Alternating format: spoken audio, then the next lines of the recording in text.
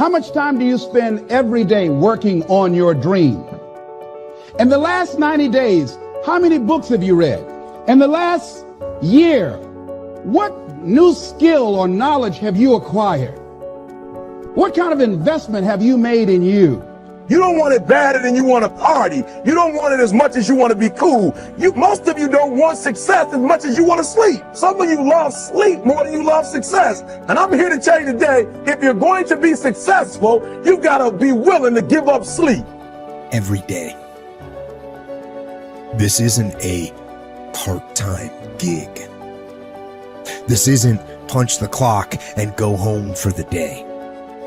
You don't get weekends off.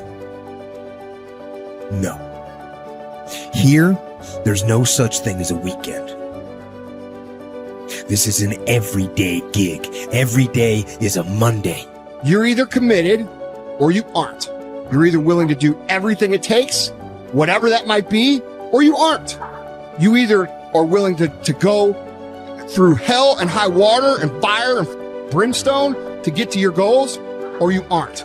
This is the time for you to go into warrior mode. The dreams that you have are not going to fall into your lap. We all want that. We all want the easy route. We all want it to happen fast. But the truth is that you've got to be willing to fight for what you want. And sometimes the person that you have to check is yourself. It doesn't matter what you don't have now because you can go get it. But it starts today. It starts with a commitment. It starts with a principle. It starts with a discipline. It starts with effort. It starts with energy. It starts with an idea that you're going to make today count. Develop yourself, weaponize yourself, teach yourself to be so good at something that is necessary to serve in the area of your dream that now you're never even thinking about your comfort zone. Whatever you resist persists, but if you ask the right question, not why is this happening, but what is this here to teach me? What is this here to teach me? It puts you in the place and space to get the lesson you need. The things that you went through getting there give you the tenacity to stay there. The fight is your friend. To work on yourself daily. Work on the way you look at the world around you. Look at solutions rather than focusing on all the problems. Don't listen to its lies about what might happen if you try that new thing, and just try it. You do this and you are constantly getting stronger than that enemy within. And I may make a mistake, but I own it radically, emphatically. I don't play the blame game. If I was wrong, I claim it and I move forward. The starting point of goal setting is for you to realize that you have virtually unlimited potential to be, have, or do anything you really want in life if you simply want it badly enough and are willing to work long enough and hard enough to achieve it. The second part of goal setting is for you to accept complete responsibility for your life and for everything that happens to you with no blaming and no excuses. With these two concepts clearly in mind, that you have unlimited potential and that you are completely responsible, you are now ready to move to the next step, which is to begin designing your ideal future. You are responsible for financial strategy, for deciding exactly how much of your services you want to sell, how much you want to earn, how rapidly you want to earn your income year by year, how much you want to save and invest, and how much you want to be worth when you retire. These numbers are entirely up to you. You are responsible. You are responsible for your people's strategy and your relationships, both at home and at work. One piece of advice I give my students is to choose your boss with care. Your choice of a boss is going to have a major impact on how much you earn, how fast you get ahead, and how happy you will be at your job. By the same token, your choice of a mate and friends will have as much or more to do with your success and happiness than any other decisions you make. If you are not happy with any of your current choices, it is up to you to begin taking steps to improve or change them. Finally, as president, you are in complete charge of personal research and development, personal training and learning. It is up to you to determine the talents, skills, abilities, and core competencies you will need to earn the kind of money you want to earn in the months and years ahead. It is then your responsibility to make the investment and take the time to learn and develop these skills.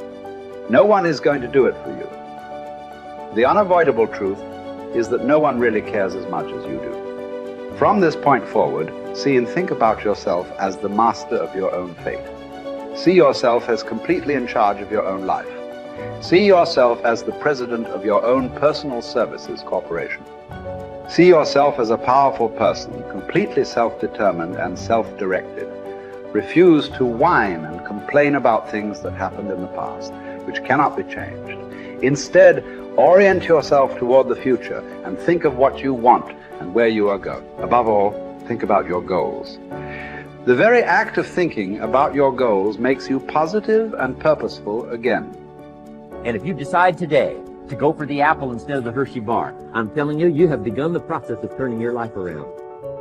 And if you keep up that process, not only with your health habits, but with your money habits and with your communication habits, with your sales habits, management habits, and every other habit that you've got, if you'll start that process, eliminate the errors and replace it with disciplines practiced, I'm telling you, you can start this process of life change immediately. After today, you don't ever have to be the same again. Only by choice. You don't have to walk out of here the same as you walked in today. Only by choice. You can start a whole new process. And you say, well, Mr. Owen, is it that simple?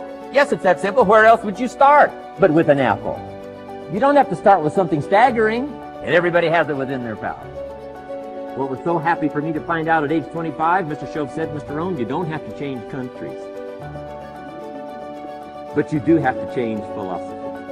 And if you'll change philosophy, not country, you can turn around your income, you can turn around your bank account, you can turn around your skills, you can become capable, powerful, sophisticated, healthy, influential, all the other equities that you could possibly want out of your life, using the only stuff there is and not trying to change any of this stuff.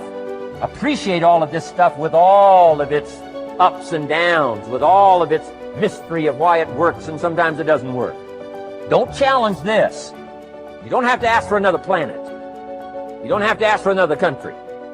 Just ask for another book. Ask for another seminar. Ask for another idea. And you can start this whole process of personal life change. You want to stand out from everyone else. You want to do something more than other people think is possible. You literally want to stand outside the norm. And if that's the case for you, then understand that, as Albert Einstein said, only one who devotes himself to a cause with his whole strength and soul can be a true master. For this reason, mastery demands all of a person. If you want to get great, if you really want to make a skill set your own, if you want to be able to do something, and at the end of the day, if you want to transform the world, if you want to make grand changes, if you want to do all of that all the empty words that people spout all the time, let me tell you, the only thing that's going to separate you from all the other blowhards who are just talking words and will never do anything is to give yourself over completely, to let that obsession, let that thing that you love completely consume you. And in that, your only chance to really become great lies. You know, if you want to have a fully charged life, you have to start looking forward to things again. You have to get excited about tomorrow again. You have to see your life developing again. You have to set yourself on a path where you're step by step progressing every single day, so you know tomorrow's going to be better than it was today. That you know tomorrow you're going to become more of who you know you can become. That you know tomorrow by your simple choices, by your simple sets of disciplines and habits, that you're going to evolve into your highest self. And that is the path of the charged life. This constant engagement with the best within us, of pushing ourselves, but with that purpose and that progress of hoping to become our highest selves. And when you live in that place and you sense that every single day, that's the magic. That's what life should feel like. That's what I think we all deserve. And maybe we ought to start aiming and challenging ourselves just a little bit more to get there.